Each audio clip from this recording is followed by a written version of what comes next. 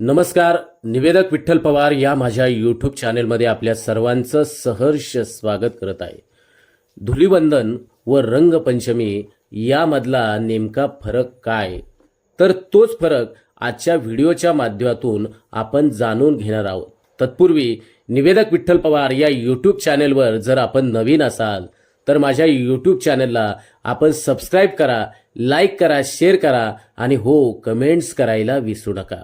मित्र हो, महाराष्ट्रासह मोठ्या शहरांमध्ये आणि विशेषतः उत्तर भारतात होलिका दहन झाल्यानंतर दुसऱ्या दिवशी रंग खेळला जातो. महाराष्ट्रात परंपरेने खरं तर हा धुलीवंदनाचा दिवस आणि त्या दिवशी धुळवड खेळली जाते.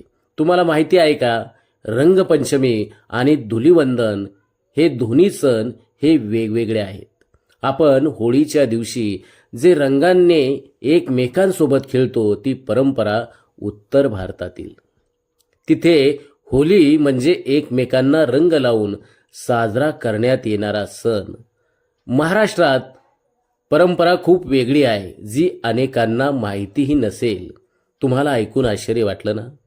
पण महाराष्ट्रात होळी, धुलीवंदन, रंगपंचमी असे 3 वेगवेगळे सण साजरे करण्याची प्रथा आहे.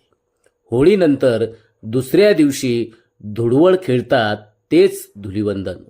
होलिका दहन झाले की दुसऱ्या दिवशी जेव्हा होळी विझलेली असते तिचीच राख एकमेकांच्या अंगाला लावून आंघोळ केली जाते. महाराष्ट्रातल्या अनेक भागात ही प्रथा आजही कायम असल्याचे दिसून येते.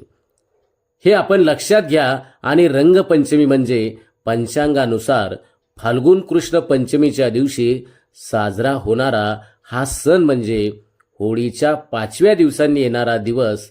खऱ्या अर्थानं याच दिवशी रंग खेळण्याची प्रथा आपल्या महाराष्ट्रात आहे.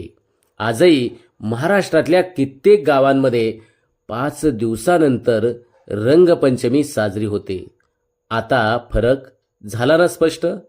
मित्र हो, भारतात महाराष्ट्र हे असे एकमेव राज्य आहे जे त्यांचे स्वतःचे पारंपरिक सण, समारंभ, परंपरा किंवा लग्नविधीसारखे संस्कार व कपडे सोडून इतर राज्यांचे अनुकरण करण्यात पुढे असल्याचे आपल्याला दिसून येत आहे.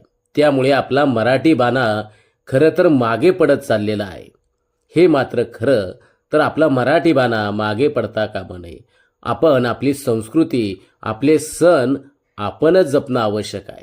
मग हीच माहिती आपल्या मित्रमंडळींना शेअर करा. आणि हो, निवेदक विठ्ठल पवार या यूट्यूब चॅनलवर जर बांधवांनो तुम्ही नवीन असाल तर माझ्या यूट्यूब चॅनलला सबस्क्राईब करा. व्हिडिओ आवडल्यास लाईक करा, शेअर करा, कमेंट्स करायला विसरू नका. धन्यवाद.